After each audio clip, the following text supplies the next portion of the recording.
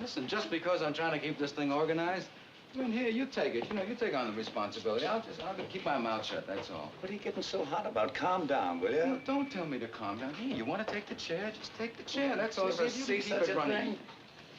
Listen, you think it's funny or something? Forget it, fella. The whole thing's unimportant. Come on. Unimportant? Well, here, you try. No, nobody wants to change. You're doing a beautiful job. Sit down. Yeah, you're doing great. Just great, fella. You stay in there and pitch, huh? All right, let's hear from somebody. Well, if you want me to tell you how I feel about it, it's all right with me. Boy, I don't care what you do. All right, I don't have anything brilliant. I only know as much as you do. According to testimony, the boy looks guilty. Maybe he is. I sat there in court for 6 days listening while the evidence built up. Everybody sounded so positive. You know, I began to get a peculiar feeling about this trial. I mean, nothing is that positive. There are a lot of questions I'd like to ask. I don't know, maybe they wouldn't have meant anything, but I began to get the feeling that the defense counsel wasn't conducting a thorough enough cross-examination. I mean, he let too many things go by, little things that... What little things? Listen, when these fellas don't ask questions, it's because they know the answers already and they figure they'll be hurt. Maybe it's also possible for a lawyer to be just plain stupid, isn't it? I mean, it's possible. You sound like you met my brother-in-law once. I kept putting myself in the kid's place. I'd have asked for another lawyer, I think. I mean, if I was on trial for my life, I'd want my lawyer to tear the prosecution witnesses to shreds, or at least try to. Look, there was one alleged eyewitness to this killing. Someone else claims he heard the killing, saw the boy run out afterwards, and there was a lot of circumstantial evidence. But actually, those two witnesses were the entire case for the prosecution. Supposing they're wrong. What do you mean, supposing they're wrong? What's the point of having witnesses at all? Could they be wrong? What are you trying to say? Those people sat on the stand under oath. They're only people. People make mistakes. Could they be wrong? Well, no, I don't think so. You know so. Oh, come on, nobody can know a thing like that. This isn't an exact science. That's right, it isn't.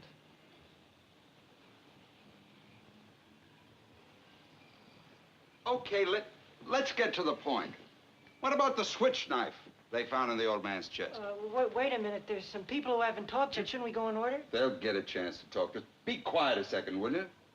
What about it? The knife this fine, upright boy admitted buying the night of the killing. Let's talk about it. All right, let's talk about it. Let's get it in here and look at it. I'd like to see it again, Mr. Foreman. We all saw what it looks like. Why do we have to see it again? The gentleman has a right to see exhibits and evidence. Say, could you bring us the knife? Knife? Yeah, thank you. The knife and the way it was bought is pretty strong evidence, don't you think? I do. Good. Now, suppose we take these facts one at a time. One, the boy admitted going out of the house at 8 o'clock on the night of the murder after being slapped several times by his father. No, he didn't say slapped. He said punched. There's a difference between a slap and a punch. After being hit several times by his father.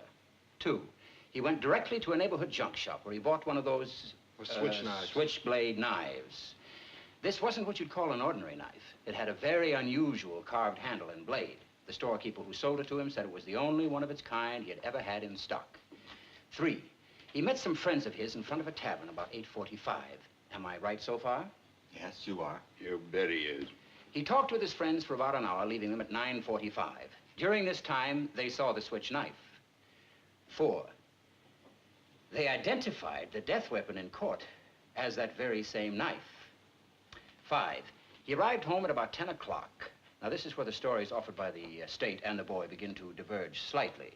He claims that he went to a movie at about 11:30, returning home at 3:10 to find his father dead and himself arrested. He also claims that the two detectives arrested him and threw him down a half a flight of stairs. Now, what happened to the switch knife? He claims that it fell through a hole in his pocket on the way to the movie sometime between 11:30 and 3:10, and that he never saw it again. Now, there is the tale, gentlemen. I think it's quite clear that the boy never went to the movies that night.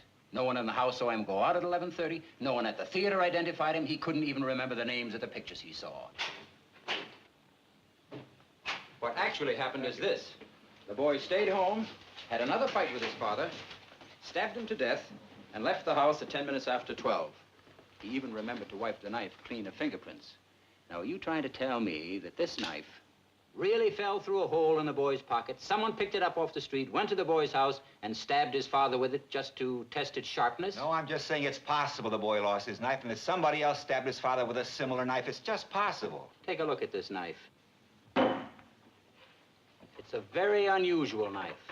I've never seen one like it. Neither had the storekeeper who sold it to the boy. Aren't you asking us to accept a pretty incredible coincidence? I'm just saying a coincidence is possible. And I say it's not possible.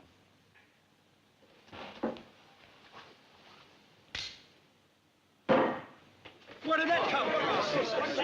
It's the same knife. Quiet, you're due. Where did you get it? I went out walking for a couple of hours last night. I walked through the boy's neighborhood. I bought that in a little pawn shop just 2 blocks from the boy's house. It cost $6.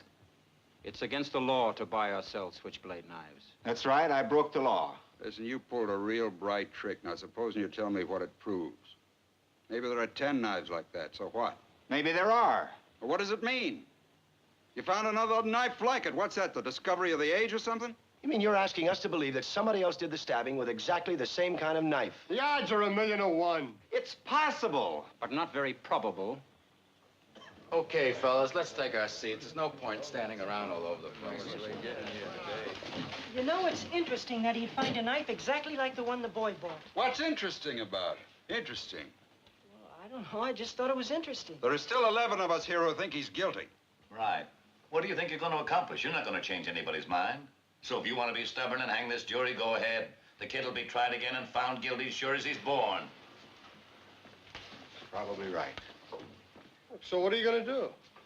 You know, we can be here all night. It's only one night. A boy may die. Well, why don't we just set up house here, huh?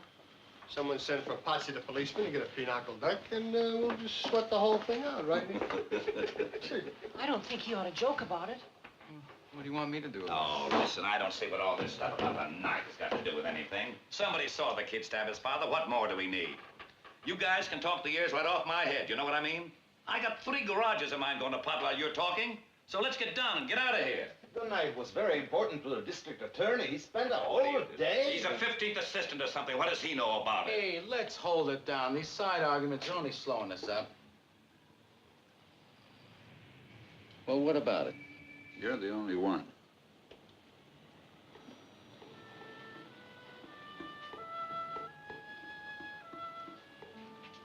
I have a proposition to make to all of you.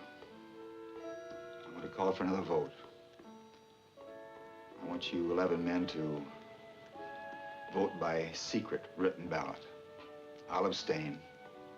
If there are 11 votes for guilty, I won't stand alone. We'll take in a guilty verdict to the judge right now. But if anyone votes not guilty, we stay here and talk it out. Well, that's it. If you want to try it, I'm ready. All right, let's do it the hard way. Yeah, that sounds fair. Everyone agreed? Anyone doesn't agree? Fine, let's go. Yeah, pass these along. Is that the right time?